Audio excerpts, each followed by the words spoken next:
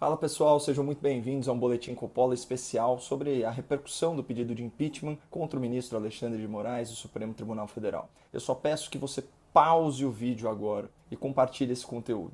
Eu tenho fundadas razões para acreditar que eu estou prestes a ser censurado pelo STF, investigado pela Polícia Federal e até preso arbitrariamente. Até o final do vídeo vocês vão entender por que eu estou correndo esses riscos e eu conto com vocês para divulgar essa informação, porque a verdade é a nossa única arma. Anteontem, 22 de março, a Folha de São Paulo, que vive publicando informações falsas aí a meu respeito, quebrou o seu silêncio constrangedor e se manifestou sobre o abaixo-assinado pela análise do pedido de impeachment contra o ministro Alexandre de Moraes. Para surpresa de ninguém, a Folha ficou do lado errado e publicou uma coluna difamatória contra mim, disfarçadamente defendendo a conduta do ministro Alexandre de Moraes, que é um carrasco da liberdade de expressão no tribunal, e chegou ao cúmulo de censurar a matéria da imprensa no âmbito do inquérito das fake news. Eis o título do texto assinado por Mônica Bergamo.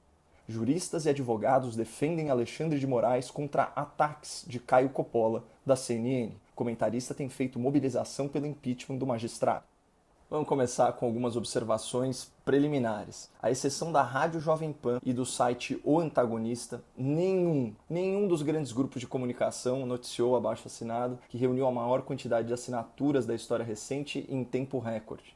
Atualmente já são mais de 2.600.000 brasileiros peticionando ao presidente do Congresso, senhor Rodrigo Pacheco, que receba a denúncia por crimes de responsabilidade protocolada pelo senador Cajuru em desfavor do ministro Alexandre de Moraes. O documento também demanda que o pedido de impeachment seja analisado por uma comissão especial composta por senadores que não sejam investigados ou processados no STF. Isso garante aí maior imparcialidade e independência a esse procedimento. Ou seja, essa é uma iniciativa legítima, uma iniciativa republicana e uma iniciativa pacífica que engajou milhões de brasileiros. Mas a Folha de São Paulo, o maior jornal em circulação do país, optou por não noticiar essa mobilização histórica em defesa da Constituição e da liberdade de expressão. A Folha de São Paulo preferiu servir de assessoria de imprensa de advogados milionários e juristas militantes que são bajuladores do Supremo Tribunal Federal, onde os seus clientes mais poderosos são julgados. E para fazer o serviço sujo, esses profissionais do direito utilizaram os caros serviços da colunista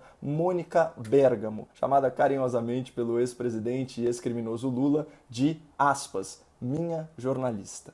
Vamos então examinar o texto publicado pela jornalista do Lula na sua coluna. 3 entidades assinaram essa manifestação, que, convenhamos, é muito mais contra a minha pessoa do que a favor do comportamento indefensável do ministro do STF. E que entidades são essas? Uma associação militante, a Associação Brasileira de Juristas pela Democracia, um sindicato militante, o Sindicato dos Advogados de São Paulo, uma linha auxiliar da OAB, e um grupo militante, o Grupo Prerrogativas, ou Prerro, para os mais íntimos e mais inseridos no universo chique dos defensores de bandidos ricos. Vamos começar pelo grupo Prerrogativas, que conta com a colaboração ilustre dos meus antigos colegas debatedores da CNN Brasil, a doutora Gabriela Prioli, o doutor Augusto de Arruda Botelho, o doutor Marcelo Feller e o doutor Bruno Salles, aqui citados na ordem em que apareceram na minha vida. O blog do grupo é bem claro. É um espaço de acesso público para divulgação de artigos e ideias progressistas que representem os valores originais e negociáveis do grupo. Sim, comportamos divergências, mas temos lado. Olha, eu acho louvável que o grupo admita o seu viés político, mas a jornalista Thaís Oyama, também do UOL, descreveu o grupo Prerrogativas de uma outra forma. É a fina flor dos advogados criminalistas do país, daqueles que só topam se sentar para conversar a partir de 7 dígitos, ou seja, mais de R$1 milhão. Causídicos das bancas de ouro, quase todos eles têm clientes pendurados na Lava Jato. Portanto, o grupo Prerrogativas é essencialmente formado por advogados progressistas que atendem corruptos milionários. O que não é ilegal, mas coloca essa turma toda contra mim, porque eu sou um defensor da Operação Lava Jato, um divulgador do combate à corrupção e um crítico feroz da impunidade penal. Não tem jeito, pessoal. Para um advogado de corrupto, eu sempre vou ser uma pedra no sapato, porque eu conscientizo a opinião pública sobre as vantagens que a lei e os tribunais oferecem aos criminosos. Mas vamos para a próxima entidade que assina esse documento de veemente repúdio à minha pessoa, que é o Sindicato dos Advogados de São Paulo, o SASP. Esse sindicato é como se fosse um puxadinho radicalizado da OAB. Vejam como eles próprios se descrevem em seu site oficial. Aspas. Uma ampla união de advogados com o objetivo central de resistência ao projeto neoliberal que se legitime pela justiça social. Mas entre os meus detratores, a entidade mais partidarizada de todas é a tal Associação Brasileira de Juristas pela Democracia, ABJD, que nasceu de uma frente de juristas formada para denunciar o golpe, ou seja, o impeachment constitucional da senhora Dilma Rousseff, reconhecido pelo próprio STF. Vejam esses trechos de uma nota oficial publicada por essa associação. Aspas. A prisão sem provas do ex-presidente Lula, orientada unicamente pelo desejo de excluí-lo das urnas em 2018. Setores do judiciário são aliados de classe do bloco histórico dominante que promoveu o golpe e está implantando a agenda neoliberal no Brasil. Vocês perceberam o perfil de quem me ataca gratuitamente, de quem se opõe ao abaixo-assinado pela análise do pedido de impeachment contra o ministro do STF? Resumindo, a gente tem a jornalista queridinha do Lula, num jornal militante, divulgando uma manifestação assinada por um grupo de advogados progressistas que presta serviço a corruptos milionários da Lava Jato, por um sindicato formado com o ideal de resistência ao liberalismo e por uma associação que se formou como um braço do governo petista no universo do direito. Ou seja, essa manifestação contra mim e contra o nosso abaixo-assinado é nitidamente política, não devia ter nenhuma credibilidade jurídica. Mas a gente conhece a falácia do apelo à autoridade. Vejam de novo como o título da coluna se ancora nisso.